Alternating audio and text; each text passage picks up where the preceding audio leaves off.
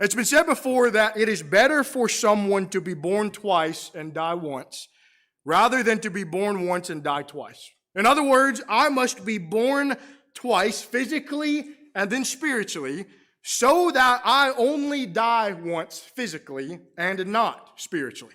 You think about a new Christian. You think about someone who has just been born again. We talked about this already, how there is nothing greater. There is nothing that holds more importance than someone's spiritual birth. You're leaving behind the world. You're being added to the family of God as a child of God. There is a tremendous status change for someone who becomes a new Christian. You become something new when you become a Christian. In fact, Peter calls new Christians in 1 Peter chapter 2 and verse number 1, babes. Not in the physical sense, but in the spiritual sense. But what is it that Peter would go on to say that a new babe desires?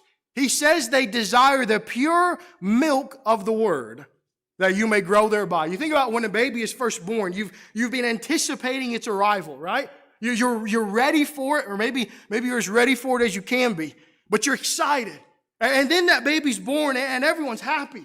Everyone's joyful. Everybody's smiling. It's all great. And then what do? Do you take that baby and do you put it to the side and say, all right, join life like the rest of us, figure it out?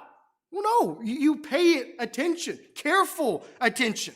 You provide for that baby, you nurture that baby, you care for it in ways that you would not care for someone who is older and more mature. There is an intense time where the baby has needs that must be met in order for it to survive. As the older and more mature individual, you give it the care and the teaching that it needs. I would beg to say that this is as equally important in the spiritual realm.